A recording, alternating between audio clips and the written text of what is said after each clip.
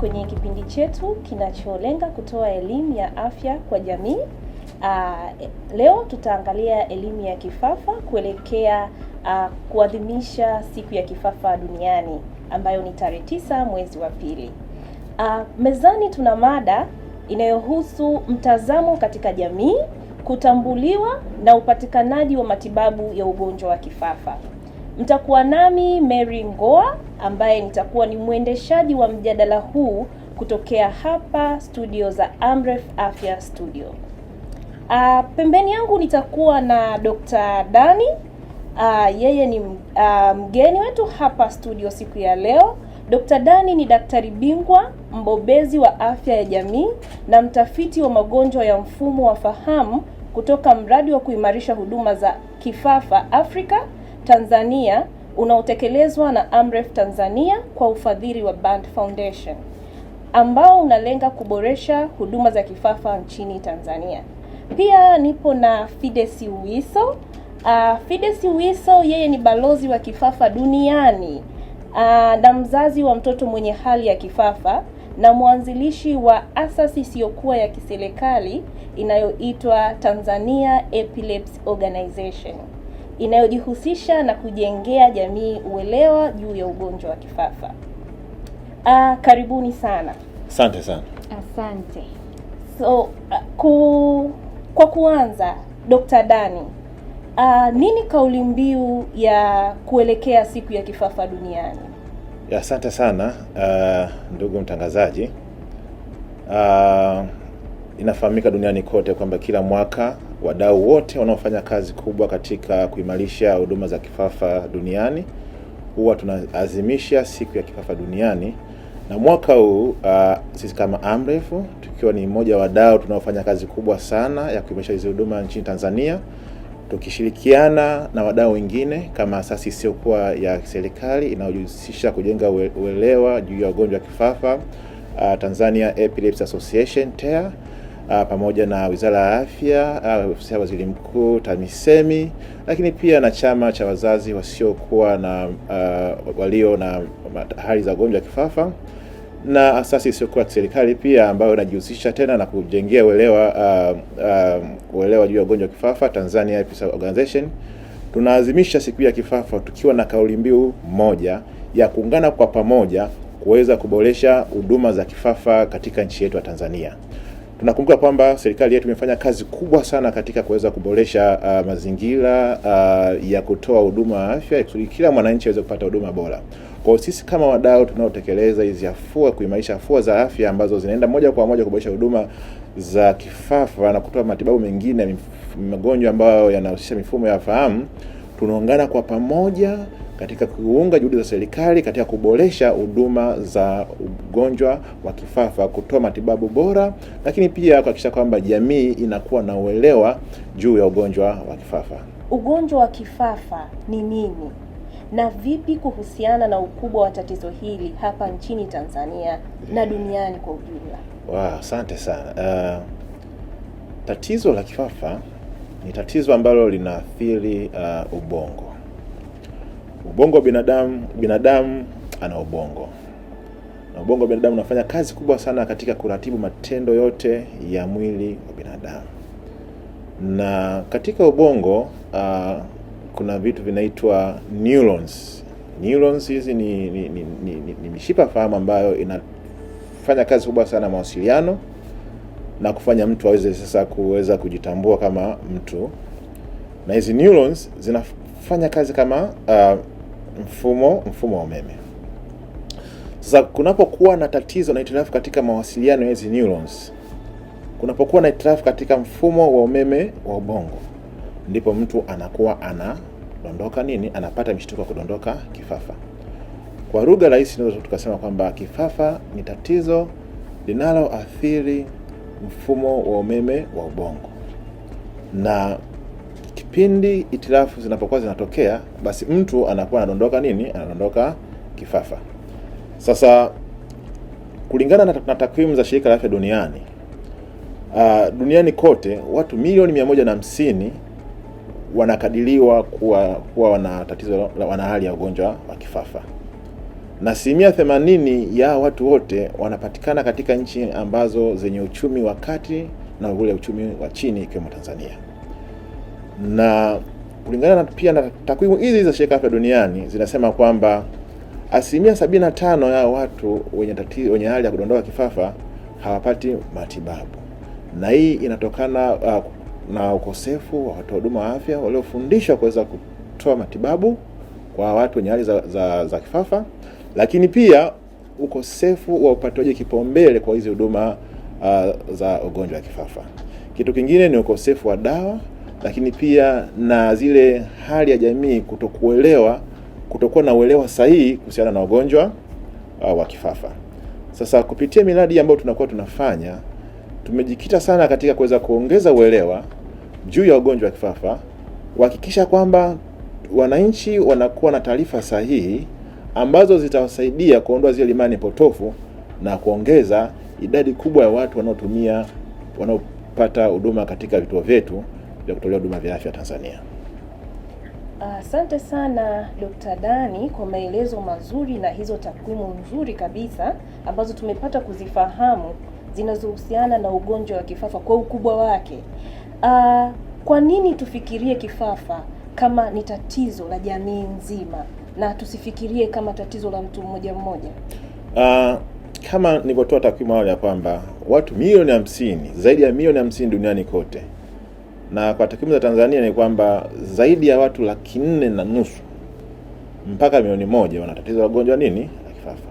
Sasa tunapozungumzia kifafa, tunaweza tukaona kama ni kitu kidogo tu hivi, lakini kifafa kinakuwa na athari kubwa sana katika jamii, na ndio maana tunasema kwamba hili ni tatizo ambalo linaathiri afya ya jamii, kwa sababu unaweza kuta kwamba kifafa ni kitu ambacho kinaambatana na unyanyapaa hali ya juu sana.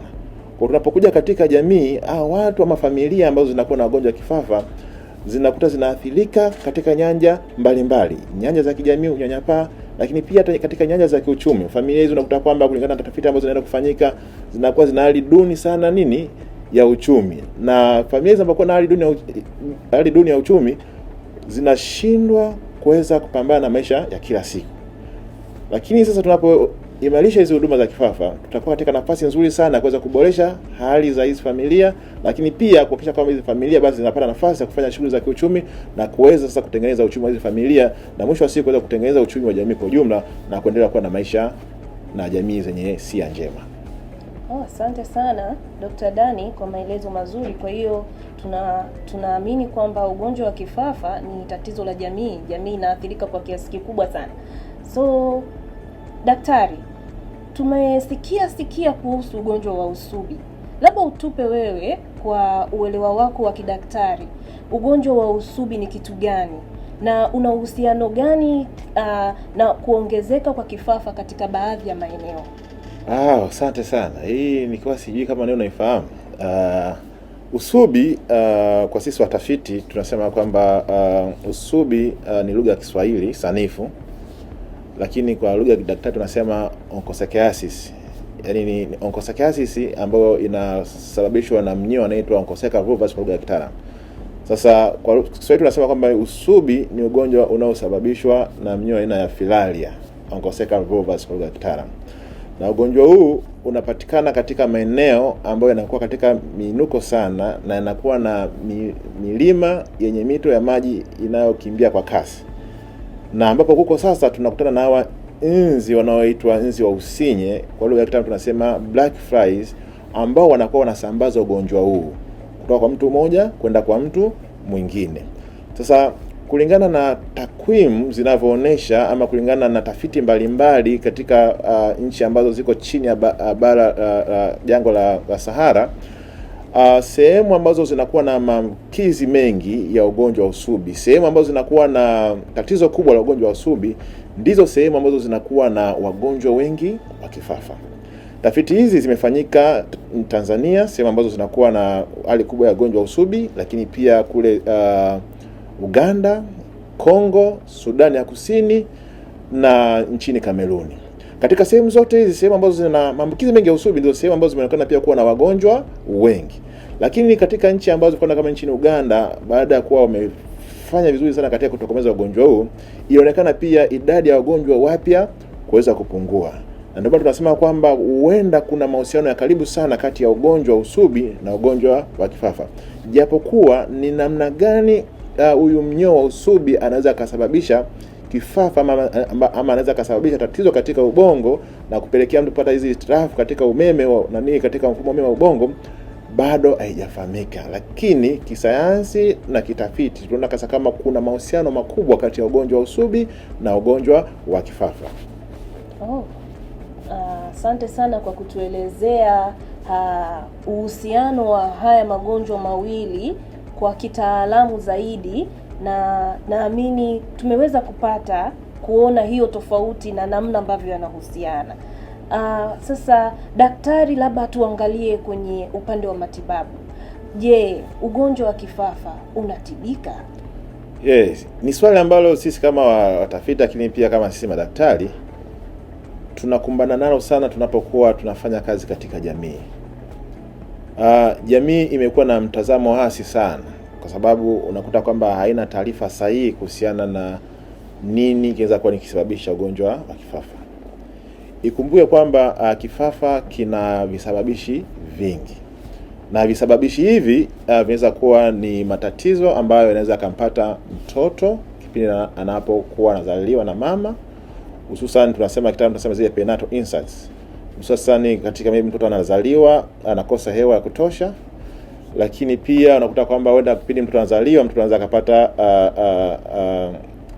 ajali ambayo ikapelekea sasa ubongo ukawa na jeraha, au ubongo kukosa hewa ya kutosha na kupelekea zile neurons kutokuwa vizuri na kupelekea kuwa na jeraha ambalo linaweza kusababisha ambalo linaweza kusababisha mtikisiko katika mfumo wa umeme wake.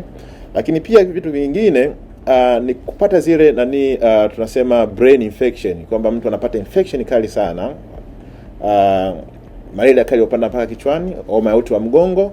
Lakini pia kupata infection nyingine ama kupata maambukizi ya minyoo, kwa mfano kama minyoo ya tegu ambazo muda mwingine zinapatikana katika hizi nyama ya nguruwe. Lakini pia muda mwingine watu tunapata maambukizi kupitia pia fecal contamination. Lakini pia sababu nyingine ambazo zinaweza kupelekea mtu akapata kifafa ni zile ajali ambazo zinaweza zikahusisha moja kwa moja kupata ajali ambayo ikahusisha kichwa, na mwisho wa siku kapelekea kuwa na majeraha katika ubongo na kusababisha makovu ambayo yakaribu ule mfumo wa ubongo. Lakini pia muda mwingine sababu hizi za kifafa unakuta kwamba hazifahamiki, na tafiti pia zinaonyesha kwamba kuna matatizo ya kurithi, japokuwa tafiti chache zimefanyika katika nchi zetu za Afrika. Na kuna magonjwa mengine ambayo kwa mfano kama magonjwa wa stroke, wazee unakuta kwamba huko amekuwa yuko vizuri kabisa, akifika uzee anapata kiharusi, stroke, anapata kifafa.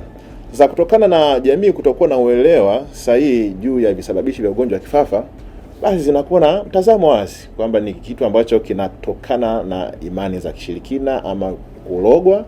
Lakini pia watu wengine wanakuwa hawajua kifafa kinaweza kutokana kuambukizwa, huenda kwa njia ya kujamiana ama kwa njia ya kutumia sahani moja, ama sisi wenyewe tulikuwa tunakuwa zamani tulikuwa tunaamini kwamba unajua ukimshika mtu mwenye kifafa unaweza kupata kifafa, ama ukimluka mtu wa kifafa ambapo wanakuwa pata mshtuko donda kifafa unaweza kupata kifafa.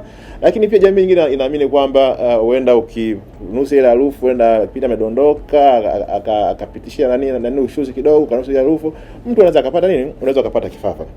Hizo zote zinakuwa ni imani potofu, lakini tatizo hili linaelezeka kitaalamu.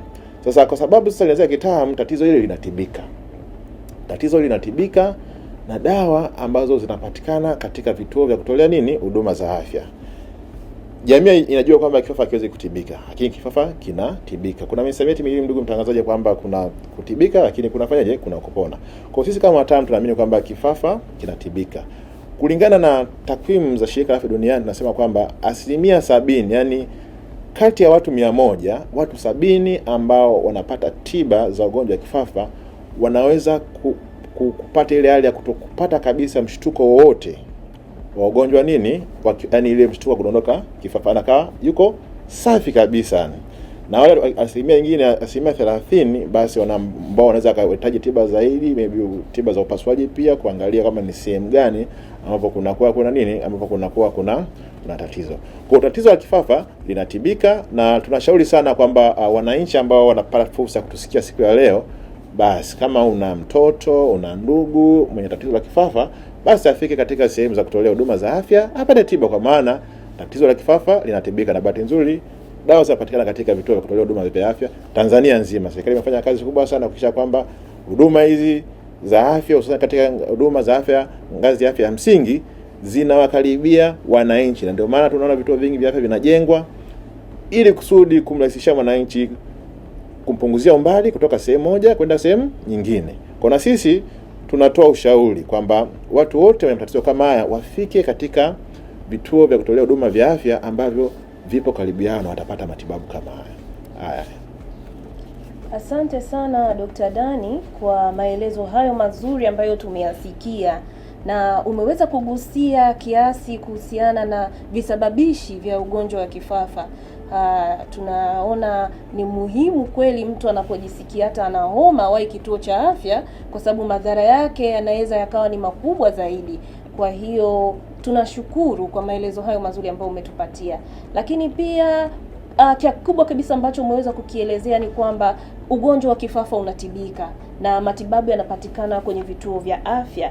So karibu ndugu mtazamaji wetu, unapohisi una dalili ambazo Dr. Dani ameweza kuzielezea, basi wahi kituo cha afya mara moja ili uweze kufanyiwa uchunguzi zaidi na kupatiwa matibabu. Asante sana Dr. Dani. Yes, ndugu tu mtangazaji, hapo dada ni uweze kuzungumzia kidogo dalili za ugonjwa wa kifafa. Ndio.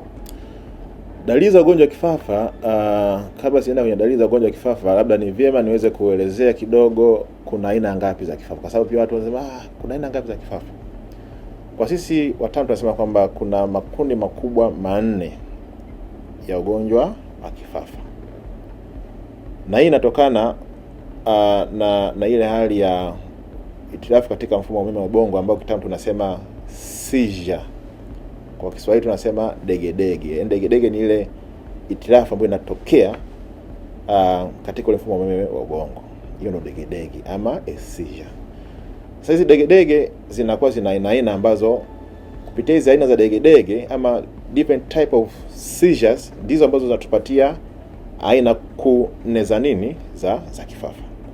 Lakini kwa faida ama kwa ajili ya hiki kipindi hichi, naomba tu nizungumzie makundi makubwa ya mawili. Tawezesha tu hizi aina 2 za kifafa, na hizi nyingine 2 sitaweza kuzungumzia sana. Kuna ile aina ya kifafa ambayo inakuwa inahusisha chanzo chake kinakuwa kinatokana na pande zote 2 za ubongo. Unajua ubongo wa binadamu, ndugu mtangazaji, una upande wa kulia na upande wa kushoto. Sasa kuna itilafu ambazo zinakuwa zinatokea zinahusisha pande zote. Yaani itilafu ya umeme ile yaani degedege inatokea sehemu zote za ubongo, upande wa kulia na upande wa kushoto. Kwa hiyo mtu unakuta kama anadondoka chini, anapiga mikono, miguu, kama muda mwingine haja ndogo inatoka yenyewe, anatoa povu mdomoni, azungusha macho, anang'ata ulimi. Na hii kati ya asilimia 70 mpaka 75 ya watu wengi wana tatizo la kifafa mara nyingi huwa wanatoka na dalili kama hii. Lakini sasa kuna aina nyingine ya kifafa ambayo inakuwa ina chanzo chake tu kinatoka katika sehemu ndogo ya ubongo, ambapo mtu anakuwa anaonesha dalili kulingana na ile sehemu ya ubongo. Unajua ubongo wa binadamu kila sehemu inakuwa na kazi yake. Kwa kama itilafu imetokea katika sehemu ya ubongo inayohusika na matendo ya mkono, ule mkono unakuwa unapata shida. Tunasema ni focal onset ya hiyo degedege ama ya kifafa. Kwa hiyo mtu anakuwa anaonyesha dalili ya mkono kutikisika. Inategemeana, inaweza kuwa mkono, inaweza kuwa mguu, inaweza kuwa ni sehemu ya jicho, sehemu yote ya kiungo cha mwili ambacho itilafu imetokea katika ile sehemu ya ubongo ambayo inaratibu matendo ya kile kiungo cha cha moto. Kwa mara nyingi kwa lugha ya kitaalamu tunasema hizi ni focal onset seizures, ama ni kifafa ambacho kinahusisha chanzo chake ni sehemu fulani ya ubongo, ambapo mtu anakuwa anapata dalili hizo ambazo sasa yanategemeana na matendo ambayo yanaratibiwa na sehemu ya ubongo. Sasa kupitia vitu hivyo ndipo tunapokuja sasa kupata hizi dalili kwamba mtu atapoteza fahamu, atadondoka, atapiga mikono, miguu, inategemeana. Lakini pia watu wengine ndio hivyo kwamba kiungo fulani cha mwili kinaweza katikisika chenyewe, lakini tabia kama hiyo inakuwa ipo kwa muda mfupi, lakini inakuwa na tabia kujirudia mara kwa mara, na inakuja ghafla, inakaa kwa sekunde chache sana, chini ya dakika 5. Hizo zote zinakuwa ni dalili za ugonjwa nini? Zinakuwa ni dalili za ugonjwa. Lakini dalili kuu ambayo tunaweza tukasema tu kwamba ni ile dalili ya degedege. Degedege nadhani watu wengi wanafahamu sana kwamba ni ile dalili ya degedege. Mtu anakuwa anapata degedege. Maana kuna kitu fulani katika ubongo kule ambacho kinapelekea ile itilafu katika mfumo wa nini? Ubongo. Kwa mtu anapata ile degedege, ndio hiyo sasa naambatana na kutikisa miguu na vitu kama hivyo vingine ambavyo nimekwisha kuelezea hapo awali. Hizo ni dalili. Kwa hiyo mtu kama unaona kama una changamoto ama ni unahisi kama una dalili kama hizo, wewe mwenyewe uweze kusema kwamba mimi nina kifafa. Na degedege hizi ni lazima ziwe 2 au zaidi, ambazo zikiwa zimetokea yani zaidi ya masaa 24. Kwa mfano kama mimi nikipata degedege moja leo, siwezi kusema kwamba nina kifafa. Kwa kifafa ni tatizo lile ambalo linakuwa na degedege 2 au zaidi. Lakini uko katika mazingira ambayo ukapata degedege moja, alafu ukafanywa vipimo ambavyo vikaangalia hali ya ubongo, si ndio? Ukaona kama kuna chanzo ambacho kinaweza kikasababisha degedege nyingine ya pili, pia tunaweza tukasema nini? Una kifafa.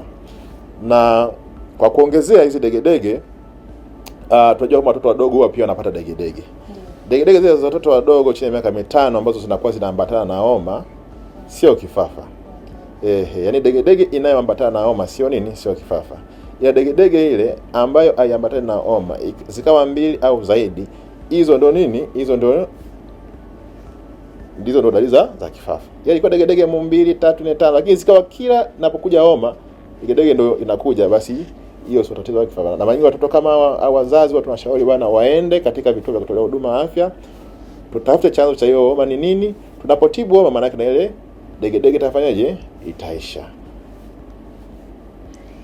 Asante sana Dr. Dani. Umeniwahi, nilikuwa nataka nikuulize, tunaona watoto wadogo wanapata degedege mara nyingi sana. Je, tunaihusisha vipi ile degedege ya watoto wadogo na ugonjwa wa kifafa? Lakini nashukuru umelijibu hilo swali kwa uzuri kabisa. Sasa swali langu la mwisho kwako Dr. Dani, kabla hatujaenda kwa Fides, ni huduma ipi ya kwanza jamii inaweza ikatoa kwa mgonjwa au mtu ambaye amepatwa na degedege? Asante sana ndugu mtangazaji.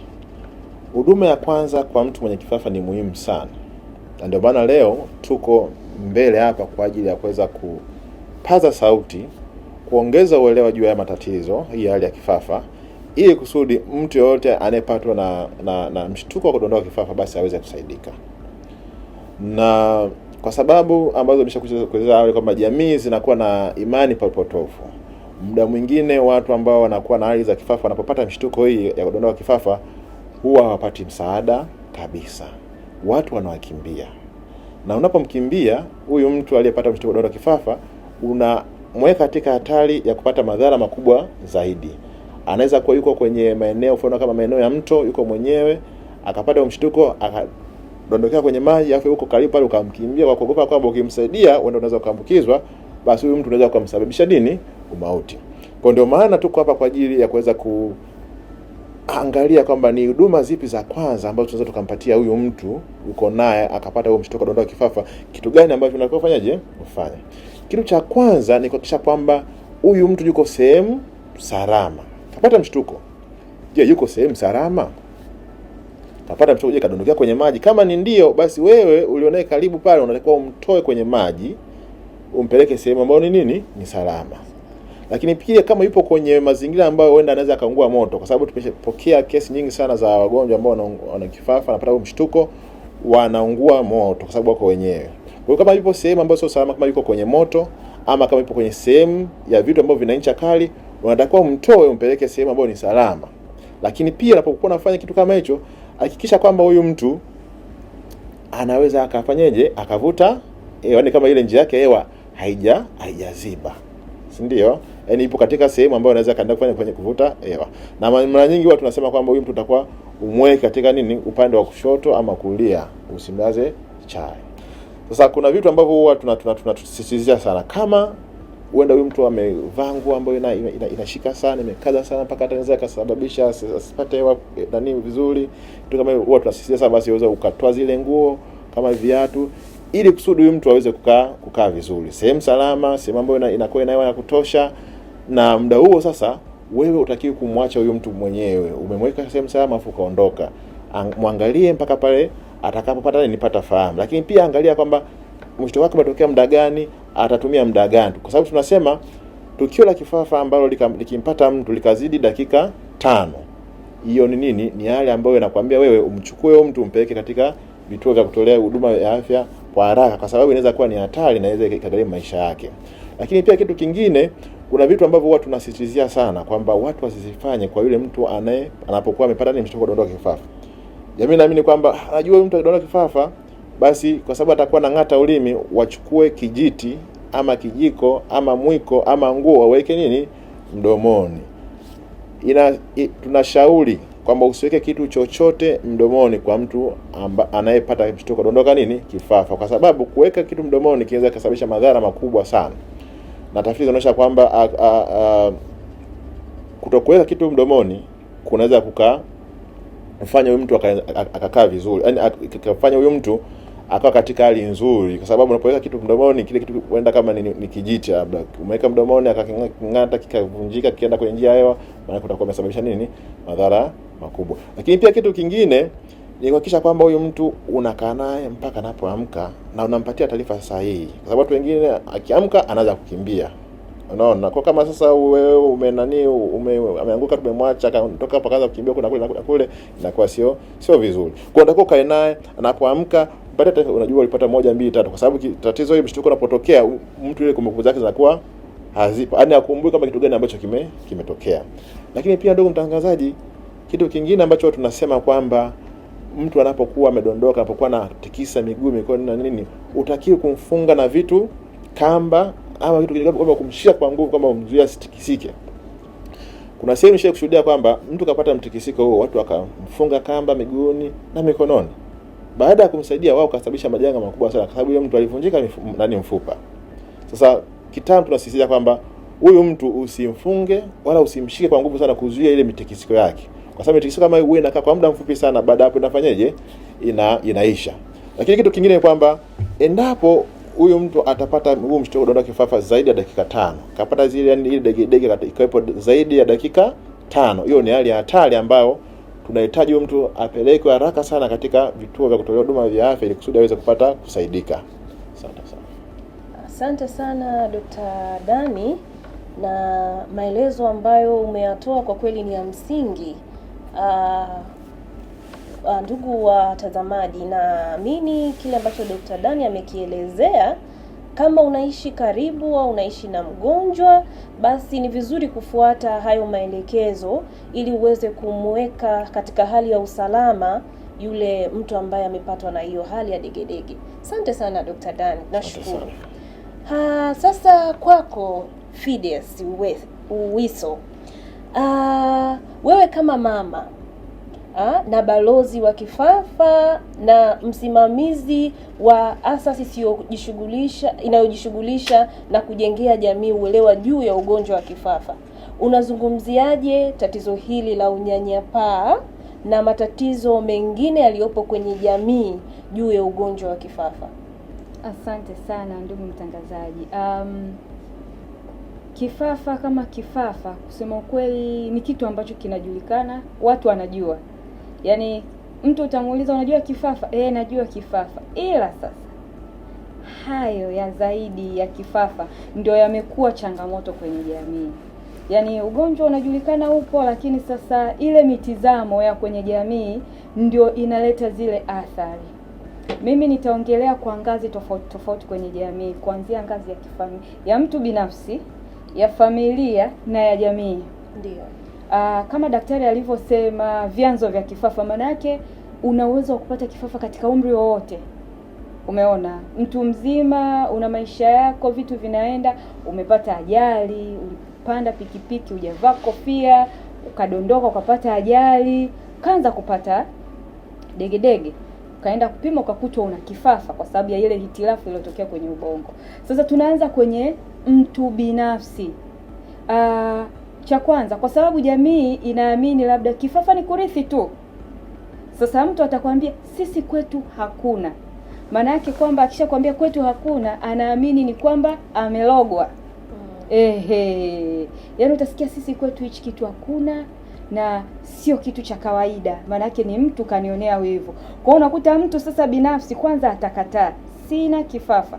Kukataa ndo kutamfanya ajicheleweshe kwenda kupata huduma.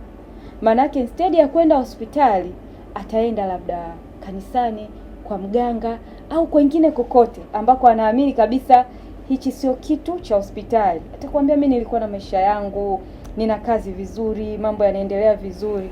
Umeona? Kwa hiyo sasa yeye akishakataa ni ngumu jamii kukubali. Yaani wewe mwenyewe binafsi umekataa kwamba mimi sina kifafa, kwetu hakuna. Maana yake ni kwamba huwezi hata kuruhusu watu wengine wakushauri. Hata mtu ukija ukimshauri inachukua muda. Tuje kwenye ngazi ya familia. Let's say mzazi. Umeona? Na mimi naongelea kwenye huo unyanyapaa. Unaanziaje? Kwa sababu hiyo kwenye ngazi ya binafsi inakuwa sasa ni mtu kajinyanyapaa mwenyewe, anakataa, hataki watu. Yaani like wewe una kifafa, hapana sina, sio kitu chetu. Twende basi hospitali upewe dawa. Ataenda hospitali, atatumia dawa siku 2, degedege zitastabilize, ataacha. Ataenda huko kwa labda kwenye nyumba za ibada, watamwambia ukimeza dawa maana yake huna imani. Na nikwambia tumekutana na hizo kesi. Yaani unajua ukichanganya masuala ya imani na afya, kuna gap fulani hivi ambalo yani ni ngumu kuliona kwa kawaida. Huku utaambiwa ukitumia dawa umekubali ugonjwa. Umeona? Kwa mtu akiacha dawa, akiwithdraw, anapata athari kubwa zaidi. Akirudi kwa mchungaji anamwambia una imani. Umeona? Akienda kwa mganga akimwambia hivyo, akipata degedege zikirudi anamwambia ulikosea masharti. Yaani ni changamoto. Kwa hiyo mtu akishachoka, ashapata shida, anarudi hospitali, unakuta athari zimekuwa kubwa sana. Tofauti na kwamba angepata degedege ya kwanza, angeenda hospitali, wangefanya labda vipimo, angeanzishiwa matibabu, hata athari zingekuwa zimepungua. Sasa tuje kwenye ngazi ya familia. Mimi mzazi nina mtoto mwenye shida. Tuseme mwanangu labda ana miaka 3, 4, 5. Umeona, ameanza kupata degedege. Tukaenda hospitali, wakampimia, wakakuta kwamba ni ana kifafa. Daktari akaruhusu tuanze dawa. Sasa kuna ule unyanyapaa wa ngazi ya familia ambao ni mbaya sana. Ambapo sasa mimi mzazi labda na watoto wengine 2 nitaishia kusema mwanangu asicheze, atadondoka. Yaani naamini kwamba anamfanya nini? Namprotect mwanangu. Umeona? Asiende shule, kule nani atamwangalia? Nimemkatisha elimu. Tunataka kwenda labda beach, asiende huko. What if akidumbukia kwenye swimming pool? Sasa huyu atabaki nyumbani na dada. Tumemfanya nini? Tumemnyanyapaa. Siku labda alitoka bahati mbaya, akatoka tu nje akadondoka, watu wakamshangaa, mzazi unaanza kuumia. Wamemcheka, kwa hiyo asitoke nje. Amefanya nini? Kafungiwa ndani. Huyu mtoto amekosa haki ya kucheza, amekosa haki ya kusoma, amekosa hata haki ya kuchangamana na wenzake. Na huyu mtoto sasa, na tunajua watoto wanakuwa kwa kufundishwa, kwa kuona, kwa kufanya vitu. Huyu mtoto sasa ukamlea, hatakiwi hata kucheza, hatakiwi kujifunza, hatakiwi kufanya nini. Na ile jamii kule nje inajua kule ndani kuna mtoto ana shida. Huyu hata siku ule mtoto akitoka, akatoroka, akataka kwenda kucheza, wanajamii watasema rudi nyumbani, wewe unatakiwa kukaa. Kwa hiyo kesha nyanyapaliwa. Umeona? Lakini ni ule unyanyapaa ambao watu wanaamini ni upendo, lakini ni unyanyapaa kwa sababu ya kifafa. Umeona? Aya, tukija sasa kwa jamii. Jamii inatufikiria hivyo kwa sababu tumeanza sisi. Tumeanza kujinyanyapaa sisi. Yaani mimi kama mzazi wa mtoto mwenye kifafa ambaye kwangu mimi nimesema ni ngumu kujinyanyapaa, ndio maana niko rahisi kuongea. Yaani mimi kuambia watu nina mtoto mwenye kifafa siogopi. sioni shida kwa sababu ninajua.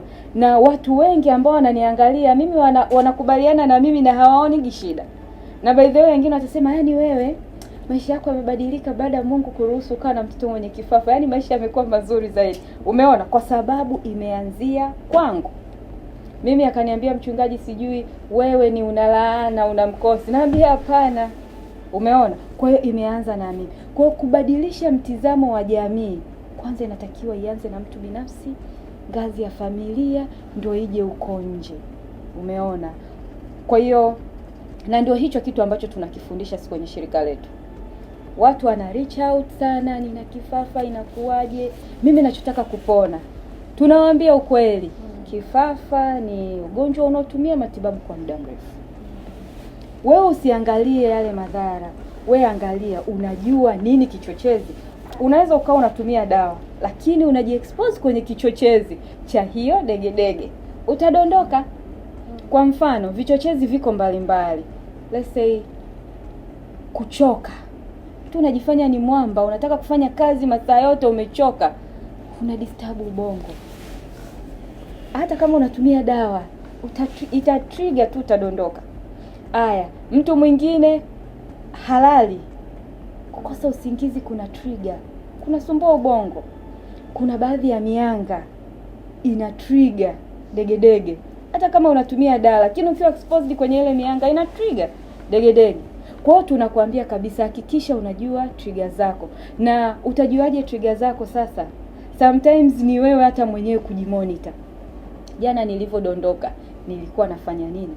Nilikuwa naangalia simu. Yaani nililala niko na simu. Kumbe ule mwanga ulikutrigger. Juzi tulienda huko shamba nikalima sana. Umeona? Hiyo ni trigger yako, kwa sababu trigger zinatofautiana. Kwa hiyo ni vitu ambavyo sisi tunawafundisha jamii, lakini kujikubali. Yaani hakuna mtu wa nje atakaye kukubali kama wewe binafsi hautajikubali. Sasa kama na mitizamo ipo tu, lakini inaanza na wewe. Wewe unajionaje? Ni sana nikuite wewe ni kichaa. Wewe unajiona kichaa? Hapana. Kama sijioni kichaa, ukiniita mimi kichaa nitahisi wewe ndio mwenye nini? Mwenye shida. Kwa hiyo ni mitizamo tu, tunawajengea uwezo. Na kwenye shirika letu tunafanya kazi na vijana wenye kifafa ambao wamesoma. Yesu wanapitia bado unyanyapaa, lakini tunawabuild, tunawafundisha kwa sababu tunaamini kutokana na zile lived experiences zao, namna wanavyojionyesha inawatia watu kama yule basi anaweza kujiongelea, anaweza kufanya, kumbe hata na mimi ninaweza.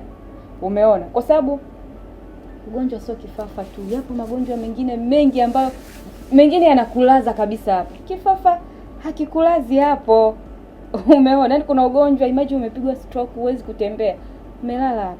Lakini kama kwa kifafa degedege ikija, Yesu utapoteza fahamu muda huo, utarudi, maisha yataendelea.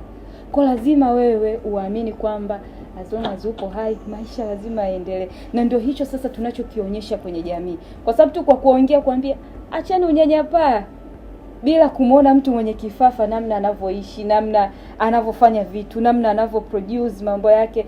Yaani sisi tunaangalia uwezo wa mtu, sio ugonjwa. Sasa hata huyo ana kifafa, lakini anaweza kuchukua content kwenye vipindi. Kwa hiyo simpe nafasi. Huyo ana kifafa, anaweza kuandika vizuri. Sisi tunaangalia ule uwezo wake. Hatuangalie ule ugonjwa. Degedege ikija, tutampa huduma ya kwanza, tutaangalia labda na kitu nini cha extra. Hivyo maisha lazima yaendelee. Asante sana Fides. Nimependa hapo mwisho kwamba maisha lazima yaendelee. Na tunatazama uwezo alionao mtu na sio ugonjwa. Ndugu mtazamaji, kwa kweli hili ni jambo zuri ambalo Fides analiongelea hapa. Ukiachana tu na kifafa, hata mwenye magonjwa mengine ambayo unaweza ukaishi nayo wakati unatumia dawa, ni vizuri kuangalia uwezo ambao wanao mtu, na hii itatupelekea kuishi na watu wenye magonjwa tofauti tofauti vizuri kabisa bila kuwanyanyapaa. Asante sana dada Fides. Sasa una wito mwingine mzuri wa kutoa kwenye jamii kuhusiana na hao watu wanaonyanyapaa wagonjwa wa kifafa? Wito wangu kwa jamii ni huu mmoja. As long as una ubongo, ndugu yangu, unaweza ukapata kifafa. Whether ushai kusikia kwenye familia yenu mtu anacho au hana, ushai kuona hujai kuona, lakini as long as una ubongo una uwezo wa kupata kifafa.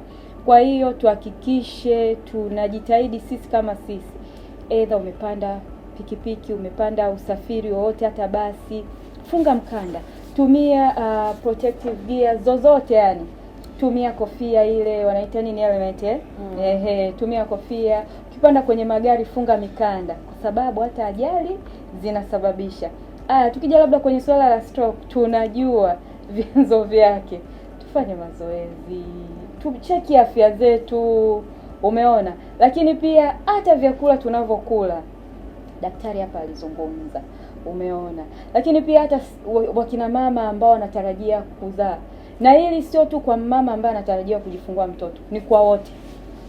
Una dada yako ni mjamzito, una mke wako ni mjamzito, tuhakikishe tunawapeleka kwenye vituo vya afya.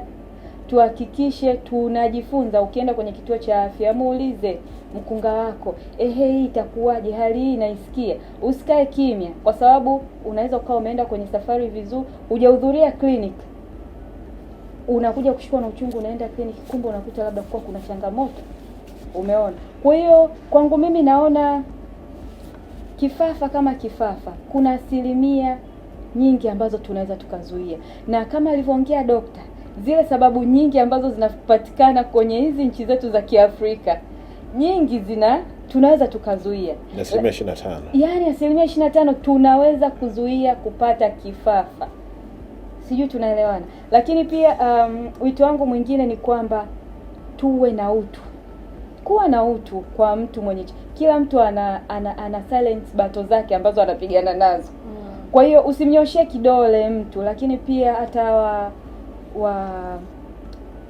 watu wa labda wachungaji, watu wa misikitini, tuangalie lugha za staha tukiwa tuna address vitu.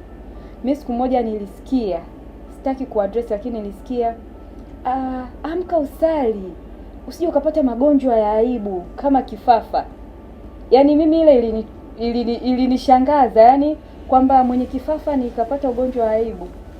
Hapana, hakuna ugonjwa ambao unaitwa ugonjwa wa aibu. Magonjwa ni magonjwa tu, si ndio daktari? Ndio. Kwa tuangalie namna tunavyo address vitu, tuangalie hata taarifa. Tujitahidi tupate taarifa kwenye vyanzo husika. Unaingia TikTok, unasikia mtu anakuambia sijui natibia kifafa, huyo mtu sio daktari, alafu unamwamini. Hapana, tutafute, nenda hospitali. Unajua mtoto kafichwa ndani, nenda kaongea na familia. Na tujitahidi namna ya kuaddress, kusaidia watu. Usiende kwenye familia waambie, "Nyie mna tabia mbaya, mnafungia mtoto ndani." Hapana. Kaeni na watu, waongeeni nao vizuri. Hujui yule mtu ana maumivu kiasi gani, kwa sababu kwa sisi wazazi wenye watoto tumeathirika sana kuliko hata watoto wetu.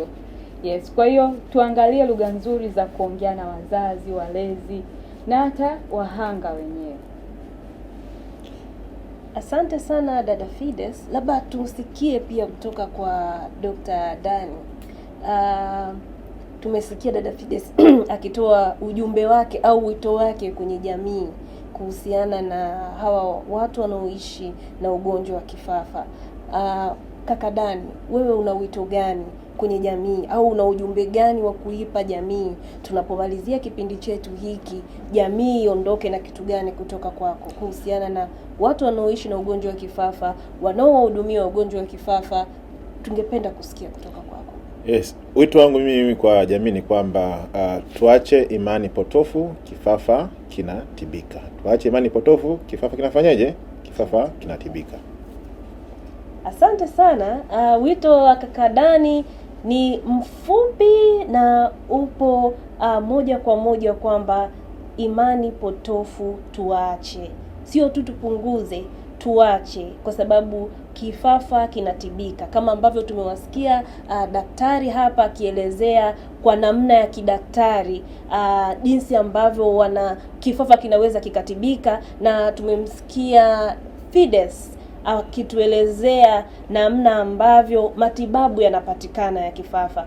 Kwa hiyo wito wa daktari hapa Dr. Dani ni kwamba kifafa kinatibika. Utakapopata dalili kama zile ambazo amezielezea, wahi kwenye kituo cha afya kilichopo karibu na wewe kwa ajili ya kupata huduma stahiki za ugonjwa huo, na utapatiwa vipimo pamoja na matibabu. Kwa kuhitimisha kipindi chetu hiki, nashukuru sana ndugu watazamaji na kushukuru Dr. Dani. Asante sana. Dr. Dani, labda kwa wale ambao wamejiunga nasi tukiwa tumeshaanza kipindi chetu, Dr. Dani yeye ni daktari bingwa na mbobezi wa afya ya jamii na mtafiti wa magonjwa ya mfumo wa fahamu kutoka mradi wa kuimarisha huduma za kifafa Afrika ndani ya Tanzania unaotekelezwa na Amref Tanzania kwa ufadhili wa Band Foundation, ambao unalenga kuboresha huduma za kifafa nchini Tanzania. Na tulikuwa pia na Fides Uwiso. Fides Uwiso yeye ni balozi wa kifafa duniani na mzazi wa mtoto mwenye hali ya kifafa, na ni mwanzilishi wa asasi isiyokuwa ya kiserikali inayoitwa Tanzania Epilepsy Organization. Na yenyewe hii asasi ina lengo au inajihusisha na kujengea jamii uelewa juu ya ugonjwa wa kifafa. Kumbuka ndugu mtazamaji, kifafa sio laana, sio ugonjwa wa laana. Kifafa kinatibika na mgonjwa wa kifafa ana haki ya kuishi maisha ya kawaida kabisa. Asanteni kwa kuwa pamoja nasi mpaka wakati mwingine. Mimi ni Mary Ngoa.